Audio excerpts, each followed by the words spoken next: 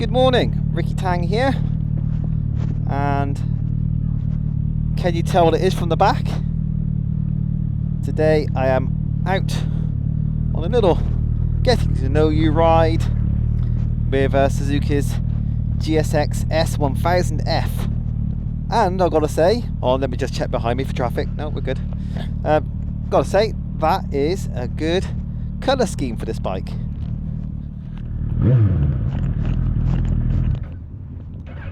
Easy start system. Only I could defeat an easy start system. Great. Oh, that clutch, that's why. That clutch biting point's really quite early compared to what I'm used to. Well, this is a good immediate test of the throttle response at low speeds. Right, what are we doing? We're doing second gear, 20 miles an hour. Snatchy. As soon as you start twisting, it starts going. Maybe it goes a little harder than you might be expecting. Accelerates a little stronger than you might have been expecting when you twist the throttle. I know Suzuki has made efforts to make the throttle response less abrupt at small throttle openings, and so far I think I could say it's been a partial success, but it's early days. I've literally done about 400 meters. So do a bit more riding and try and suss it out. Interesting. I might not have time to demonstrate this properly right now, but you have got this easy start system which applies a few more revs as you let the clutch out. Oh, great. I was just at a standstill. Just as you let the clutch out a little bit, you just heard the revs go up. I was trying to understand what that was for a second. It's like, oh, why are the revs rising while I'm at a standstill? It's just because I'd let the clutch out slightly. I barely even noticed that I did it, but the revs just started rising out of nowhere, seemingly. And it took a bit of sussing out. You might be able to see it now. You might not even be able to see my hand move or hear the engine because it might be a bit noisy around here, but I'll give it a go. There you go. Nice. But I did stall it at the shop, so it's not idiot proof, and I am an idiot. So I do believe that there's not many changes for this bike for 2021. This is a brand spanker. Literally, I'm putting its first miles on the bike. Sorry, bike, that it's me who's putting your first miles on. I was going to mention first impressions as I pulled out of the car park earlier of the bike shop, and then I think I got distracted. And the first impression was going to be, just as I was pulling out, just the riding position. I can't say comfortable as in long-term comfort because I've only just got on the bike, but the riding position is very nice. You are quite upright. There's a slight, ever so slight lean forward of a 3 or 4 degrees, not very much for me. At 170 centimeters or 5'7". The knees are not too bent at all, really. If straight down was 90 degrees, I'd say about 110. As I'm sat here, I shuffled about a little bit, but I've got both feet flat on the ground. Totally flat. I had to shift around on the seat a little bit to achieve it, but I would say with my 32-inch inside leg, easy feet down. I imagine even if you had a 29-inch inside leg, I reckon you'd probably get your toes down quite comfortably.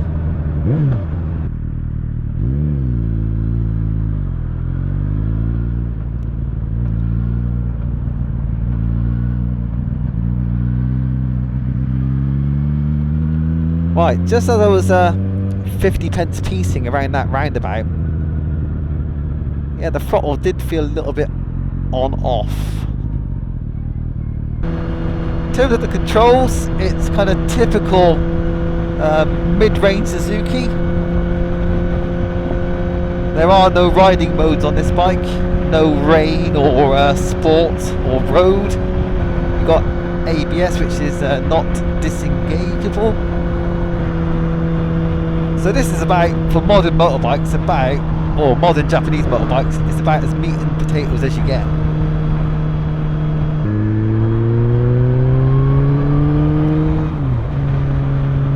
Certainly a decent amount of shove there. I think I was around about 4,000 RPM in 5th gear.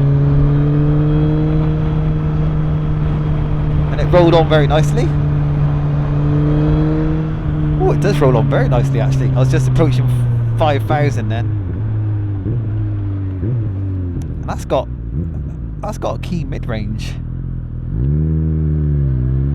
I think we're around about 10,749. Certainly get a lot of bike for the money. Now there are bikes with more equipment than this, but you could argue bikes maybe with more equipment might not have as much engine, and this has got a lot of engine. It does feel not ponderous, it does feel dense, it does feel solid though. That's quite a reassuring feeling. It doesn't feel kind of hollow or cheaply built. It feels quite firm suspension wise. It's not exactly soaking up the bumps.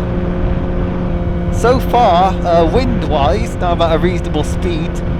Certainly it helps that it's cold, because it helps me understand what's happening with the Windblast. My shoulders are cold. I'm not exactly a big fella, and yeah, my shoulders are catching the wind a fair bit, so my upper arms are a bit cold, but my neck isn't getting too much wind. My helmet's not being buffeted. So for what it is so far, I think the fairing and the screen combo are doing a reasonable job. Imagine if the screen was wider, and there are wider screens available, then that might sort my shoulders out and protect them from the wind. The riding position does remind me somewhat of my old S1000R, but a little bit tighter. The handlebars seem a little bit closer to me, and the pegs are certainly somewhat lower than the S1000. They were a bit silly. So slightly kind of uncoiled position compared to the BM. So less aggressive, which yeah, kind of sums this bike up. Now this model, I think there is an optional quick shifter available for this bike, upshift only. This bike hasn't got it. Clutch, I would say, is a little on the heavy side. Does feel like you're working against a bit of a spring there, or working against a bit of resistance. You can see it's cable, not hydraulic.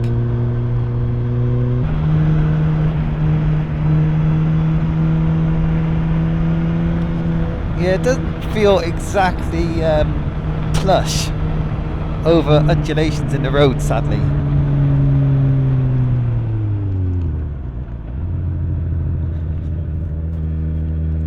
It does feel quite firm. Now, that could probably be adjusted out, which will be unfortunately beyond the scope of this ride. Annoying as that will be to some people. Need to spend some time dialing it in, ideally, but unfortunately I haven't got time for that. On these first dates rides, I just want to ride the bike. Are you seriously turning left? Oh no, I thought he was going to be... Oh, he is turning left. Wow. That's a small road for a big bus. Everything feels great about this engine, about its performance. It's just this little bit of on-off throttle surging, which is just kind of letting the side down a little bit. If it didn't do that, I think I'd have nothing to complain about on the engine side. Now, one thing this bike is not, despite the front fairing over and above the naked S version, it is not the Sports Tourer. You might think to yourself, yeah, the Suzuki's got the naked version and they got the Sports Tourer version. Not quite the case. And you can tell that by the fact that Suzuki does not offer luggage for this bike. Yeah, the kind of back end is pretty much designed the same way as a naked bike. So really, it's a faired road bike, as opposed to a naked road bike. That's all it is. Now you can get luggage. I've done a bit of digging, and I think Hepco and Backer and Givy and Ventura, they all do kind of luggage systems to fit this model and the naked model. So it could be pressed into action for a longer distance bike. And for the rider, I think that'll be a good thing. I haven't done enough miles to find out whether things go numb due to vibration yet. That might not happen on this ride because I'm freezing cold already. So you could potentially put this bike on, into service as a longer distance bike. However, things would not be so good for the pillion. The seats on the small side. The foot pegs are a bit on the high side. So add luggage. You'll get yourself panniers in the top box. I think it'll be a good solo distance bike.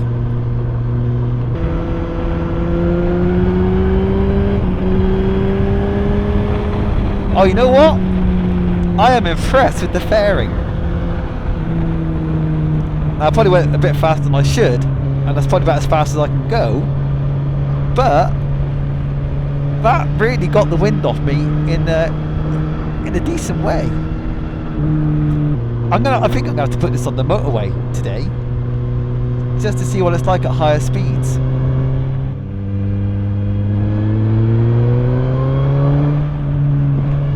Yeah, it certainly has got some good throttle response when you do give it a good wind on.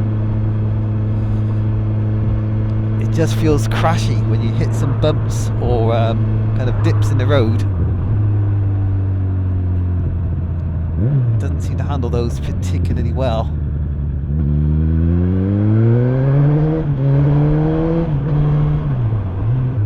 Doesn't seem to get out of shape. It's just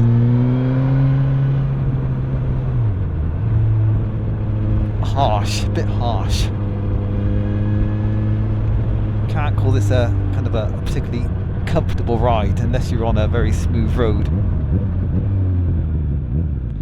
Right, let's go to my spot. Now here's something that I didn't expect to be saying while I'm looking at this bike, but I'm kind of falling for the looks. I've seen a lot of pictures of this bike in different colours, and yeah, I've got to say the styling of the bike has not appealed to me in the slightest. But I don't know what's up, I don't know what's wrong with me, but the more I look at this bike in this colour scheme, the more I like it. How is it that I'm starting to really like the look of this bike? I wasn't a huge fan of the naked GSX styling, and like I said, I wasn't a fan of the faired version before seeing this bike up close in these colours.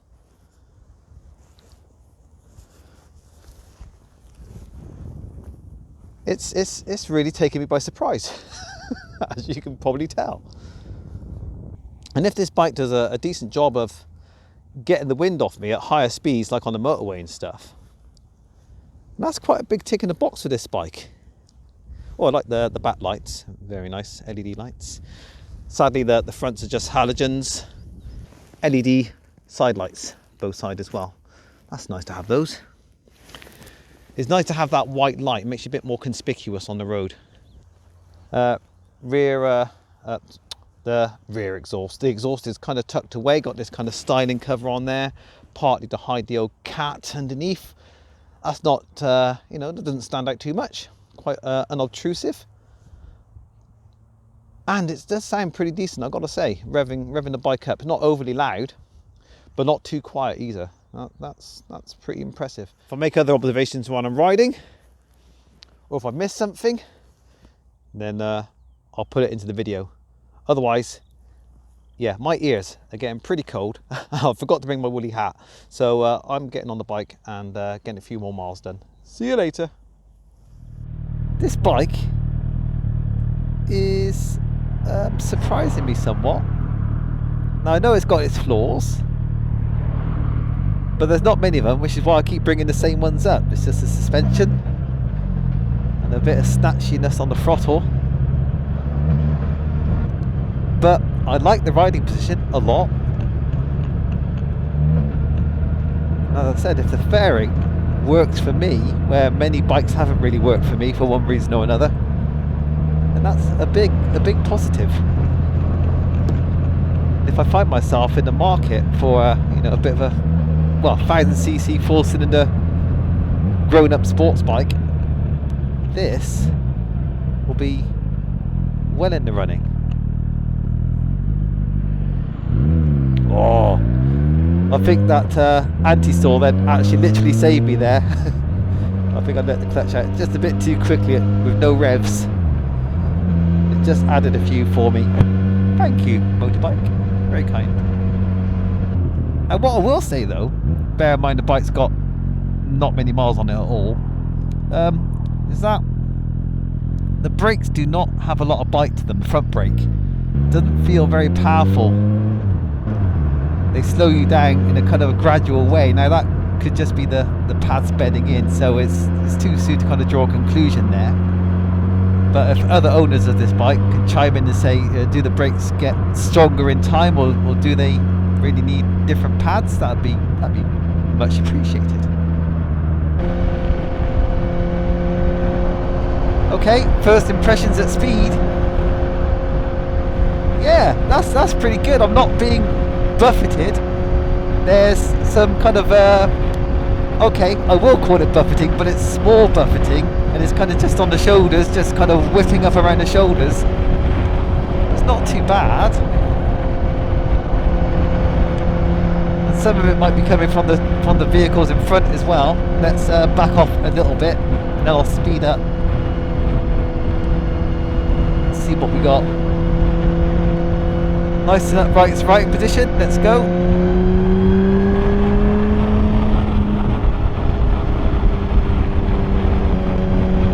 Yeah, the shoulders is getting, again, the top of the body is getting a bit of it, but the screen is quite narrow. I am generally impressed up to 80-ish.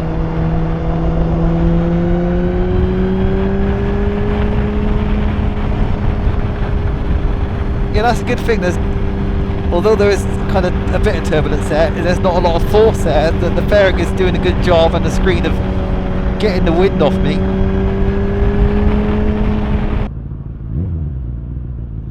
Yeah, I think actually going back to the front brake, I think it's strong enough. It's just the initial bite is not strong, but in the time-honoured tradition, the more you squeeze, the more you slow down.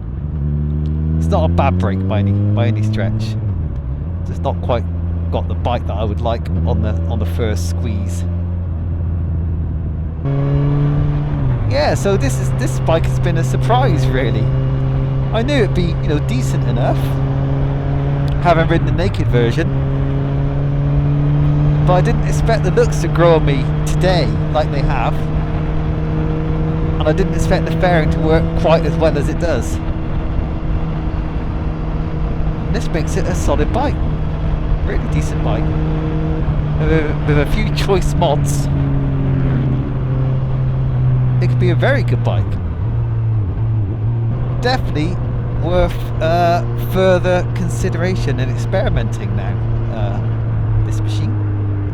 Which kind of already answers the question that I haven't asked yet. Would I take this bike out on a second date? I think the answer is yes. I'm curious to know what this bike's like over a longer distance. Thanks guys for hanging out with me on this first date. Bit short and sweet, but I'm impressed with the bike. It's given me a good taste for the bike, and yeah, I would like to see her again. So I'll see you guys in another video. Thanks, bye bye.